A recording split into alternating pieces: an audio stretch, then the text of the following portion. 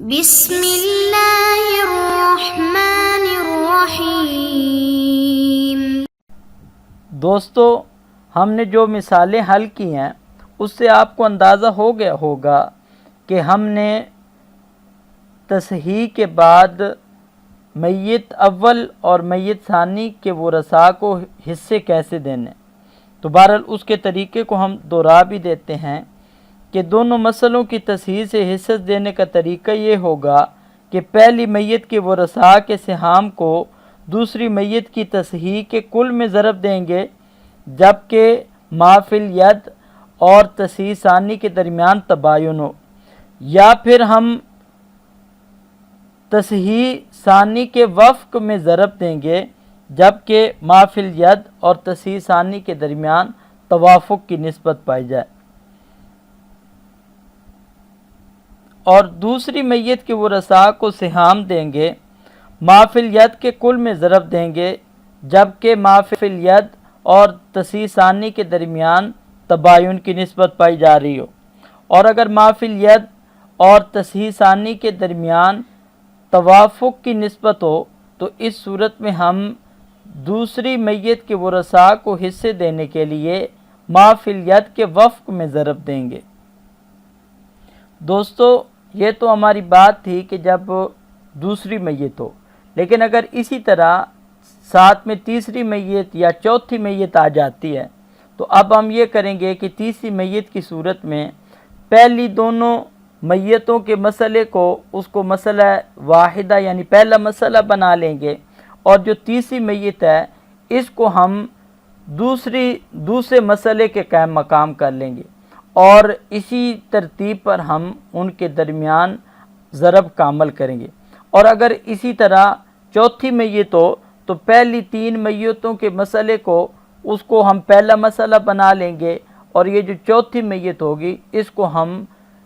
دوسرے مسئلے کی جگہ لے آئیں گے، اور باقی وہی عمل کریں گے جو ہم اوپر دو میتوں کی صورت میں بیان کر چکے ہیں۔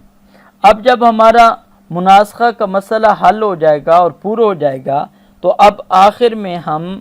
الاحیاء کے نام سے احیاء حی ان کی جمع ہے تو یہ بڑا سا لکھ لیں گے، اور لکھ کر اس کے نیچے ورثاء کے نام بما ان کے حصص وہ نیچے لکھ دیں گے۔ اور یہاں پر اس بات کو بھی یاد رکھیں کہ کیونکہ مناسخہ کے اندر بہت ساری میتیں ہوتی ہیں تو خالی رشتے لکھنے سے کام نہیں چلے گا، بلکہ ہر وارث کا نام بھی لکھا جائے تاکہ آپس میں امتیاز رہے اور ورثاء کے اندر خلط ملط نہ ہو جائے۔ دوستو، سراجی کے اندر مصنف نے ایک ایسی مثال ذکر کی ہے کہ جس کے اندر تماثل، تداخل، توافق ہو گیا، اور اسی طرح تباین، یہ تینوں نسبتیں اس کے اندر جمع ہیں۔ تو ہم پہلے الگ الگ مثال حل کر چکے ہیں، اب ہم اسی مثال کو حل کرتے ہیں۔ تو سب سے پہلے تو ہم اسی طرح ہر میت کے مسئلہ بنا لیں گے۔ تو اب یہاں پر ہمارے پاس پہلی جو میت ہے کہ بیوی فوت ہوئی اور اس نے اپنے ورثاء کے اندر خامد زید، بیٹی کریمہ اور والدہ عظیمہ ان کو چھوڑا۔ پھر اس کے بعد زید کا انتقال ہو گیا اور اس نے اپنے ورثاء کے اندر بیوی حلیمہ، والدہ رحیمہ اور والد عمر کو چھوڑا۔ پھر اس کے بعد اسی طرح بیٹی کریمہ کا انتقال ہو گیا جو کہ پہلے مسئلے کے اندر موجود تھی، تو اس کا انتقال ہوا تو اس نے اپنے ورثاء کے اندر دادی عظیمہ اور بیٹی رقیہ اور اسی طرح دو بیٹے جس میں سے ایک کا نام خالد اور دوسرے کا نام عبداللہ، ان کو چھوڑا۔ پھر اس کے بعد عظیمہ جو دادی تھی اس کا انتقال ہو گیا اور اس نے اپنے ورثاء کے اندر خامد فیصل کو اور ایک بھائی طارق کو اور دوسرے بھائی بشیر کو چھوڑا۔ اب یہاں پر ہم اس طرح کریں گے کہ پہلے ہر میت کے الگ الگ مسئلہ بنا لیں گے۔ تو اب ہمارے پاس سب سے پہلے جو ہے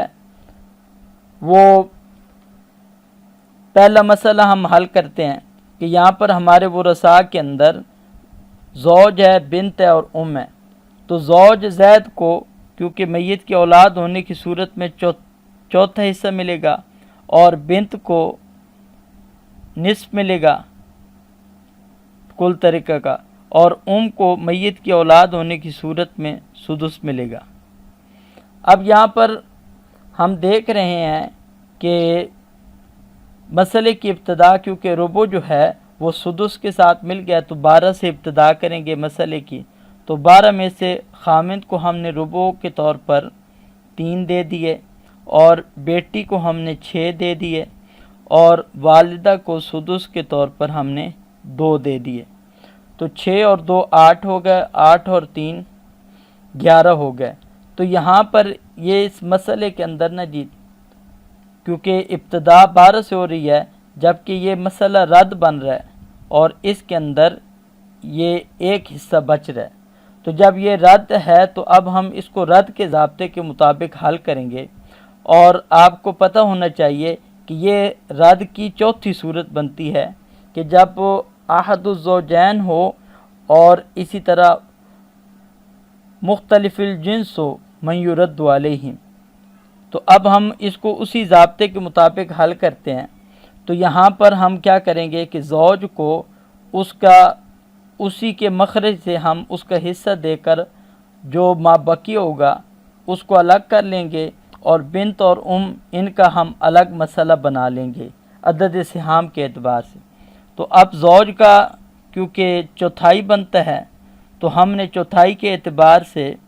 جب 4 سے مسئلے کی ابتدا کی اور 1 زوج کو دے دیا، پھر ہمارے پاس 3 یہ ما بقی ہو گیا، اور جبکہ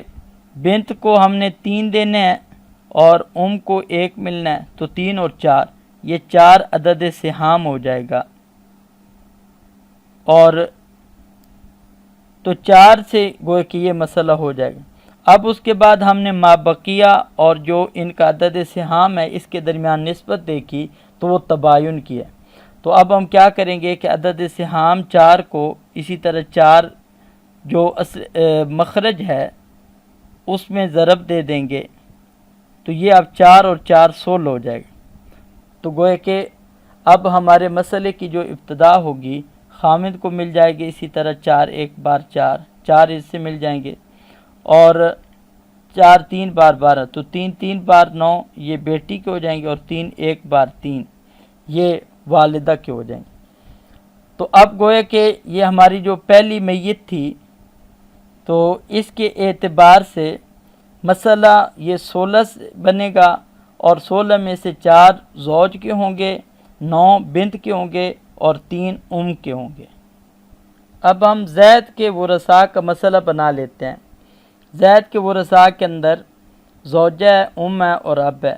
زوجہ کو اسی طرح ربع ملے گا کیونکہ میت کی اولاد نہیں ہے، اور ام کو ثلث ما بقیہ ملے گا 1/3، اور اسی طرح اب جو ہے اس کو ہم عصبہ بنائیں گے۔ تو مسئلے کی ابتدا اسی طرح زوجہ کے حصے کے مخرج 4 سے کی، اور 1 ہم نے زوجہ کو دے دیں گے، اور باقی 3 بچیں گے، تو 3 میں سے 1 یہ ام کو مل جائے گا، اور 2 یہ بطور عصبہ کے اب کو مل جائیں گے۔ تو گویا کہ زید کے مسئلے کی ابتدا 4 سے ہوگی، جس میں سے 1 زوجہ کو ملے گا، 1 ام کو ملے گا، اور 1 اب کو ملے گا۔ زوج زید کا مسئلہ بنانے کے بعد اب اس کے بعد کریمہ جو بیٹی تھی اس کی وفات ہو گئی، تو اب ہم اس کا بھی مسئلہ بناتے ہیں۔ کریمہ کے ورثاء کے اندر دادی ہے، بیٹی ہے اور 2 بیٹے ہیں، تو دادی کو چھٹا حصہ ملے گا، تو ہم نے 6 سے مسئلے کی ابتدا کی، اور باقی دونوں بیٹے اور بیٹی یہ عصبہ بنے گی۔ تو اب 6 کا سدس 1 وہ ہم نے جدہ کو دے دیا، اور باقی 5 بچے، 5 میں سے ہر بیٹے کو 2 2 مل جائیں گے، اور بیٹی کو اسی طرح 1 مل جائے گا۔ کریمہ بیٹی کے مسئلے کے بعد اب ام عظیمہ اس کی وفات ہو گئی، تو اب ہم اس کا بھی مسئلہ اسی طرح بنا لیتے ہیں۔ تو عظیمہ کے ورثاء کے اندر زوج فیصل ہے اور اسی طرح اخ طارق ہے اور دوسرا اخ بشیر ہے۔ تو اب یہاں پر کیونکہ آپ کو پتہ ہے کہ خامند کو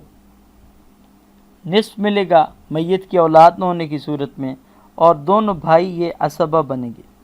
تو اب ہم نے مسئلے کی ابتدا اس طرح 2 سے کی، اور 2 میں سے ایک نصف وہ زوج کو دے دیا، باقی ایک بچا وہ ہم نے دونوں بھائیوں کو دے دیا۔ اور آپ کو پتہ ہے کہ ایک جو ہے وہ 2 عدد روز پر پورا تقسیم نہیں ہوتا ہے، تو ہم کسر کو دور کرنے کے لیے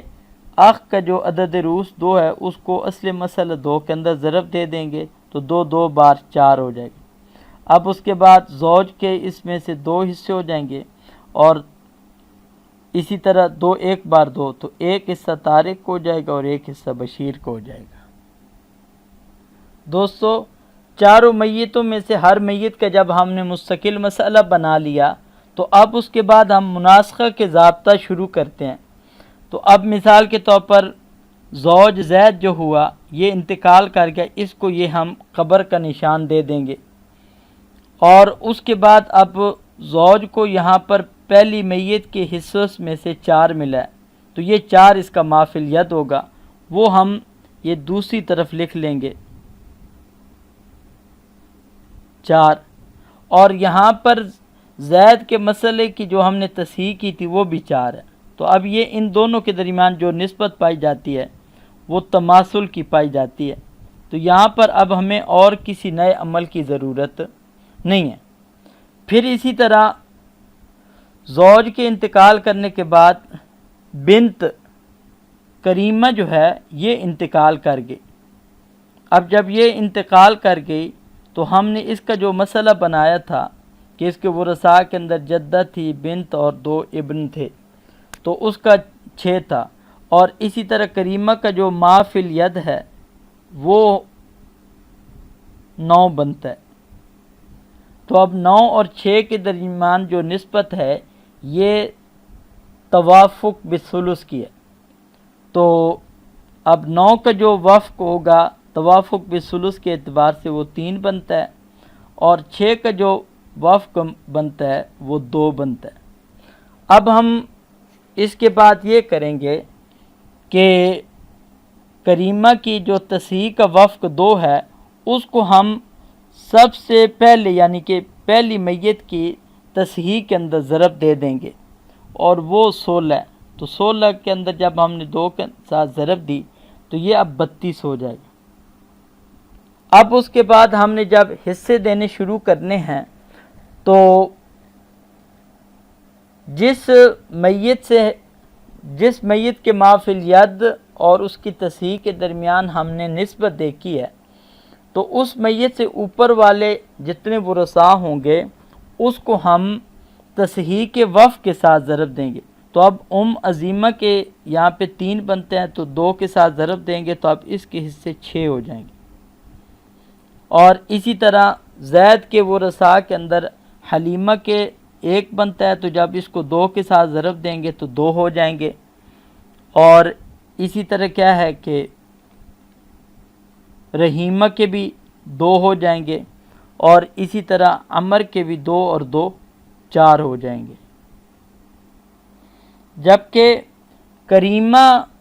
کے جو ورثاء ہیں ان کو ہم حصے دینے کے لیے ما فی الید کا جو وفق 3 ہے اس کے ساتھ ہم اس کے ورثاء کے سہام کو ضرب دیں گے، تو 3 2 بار 6 ہو گیا، اور اسی طرح خالد کے حصے 2 ہیں تو 3 2 بار 6، اور اسی طرح بنت رقیہ کا 1 ہے تو 3 1 بار 3 ہو جائے گا، اور جدہ عظیمہ کا بھی 1 ہے تو اس کا بھی 3 1 بار 3 ہو جائے گا۔ اب زید کے انتقال کے بعد پھر اسی طرح کریمہ کے انتقال کے بعد پھر عظیمہ کا بھی انتقال ہو گیا، اور عظیمہ اس مسئلے کے اندر 2 جگہ وارث بنی ہوئی ہے، ایک تو یہاں میت اول کے ورثاء میں بھی ہے، اور اسی طرح کریمہ کے بھی ورثاء کے اندر موجود ہے، یہاں پہ یہ جو جدہ ہے۔ تو اب ہم اس کے دونوں جو حصے ہیں نا جی، اس کو کیونکہ میت اول سے 6 ملے تھے اور یہاں پر کریمہ سے اس کو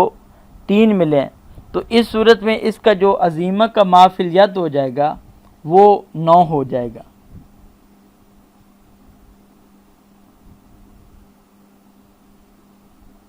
اب اس کے بعد ہم عزیمہ کے مسئلے کی تصحیح جو 4 ہے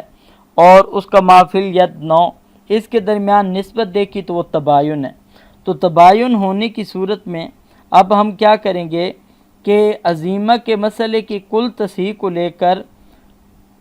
اوپر والی تصحیح کے اندر ضرب دے دیں گے۔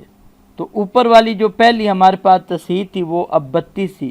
جب ہم 32 کو 4 کے ساتھ ہم نے ضرب دی تو ضرب دینے کی صورت میں ہمارے سامنے 128 آ گیا، 32 4 بار 128۔ اب اس کے بعد ہم جب عزیمہ سے اوپر جتنے بھی میتوں کے ورثاء ہیں ان کو حصے دینے کے لیے اسی طرح ہم اس 4 کے اندر ضرب دیں گے۔ تو اب یہاں پر زید کے ورثاء کو اب 4 کے ساتھ ضرب دی تو 2 4 بار 8 ہو گیا، اسی طرح رحیمہ کے بھی 2 4 بار 8 ہو گیا، اور اس طرح 4 4 بار 16 ہو گیا عمر کے۔ اسی طرح یہاں پر کریمہ کے ورثاء کو ضرب دی تو 3 4 بار 12 ہو گیا، اسی طرح 6 4 بار 24 ہو گیا، اور 6 4 بار 24 ہو گیا۔ اور ادھر جب ہم نے ضرب دینی ہوگی عزیمہ کے ورثاء کو تو ہم مافل ید کے کل میں ضرب دیں گے، تو 9 1 بار 9، 9 1 بار 9، اور 9 2 بار 18۔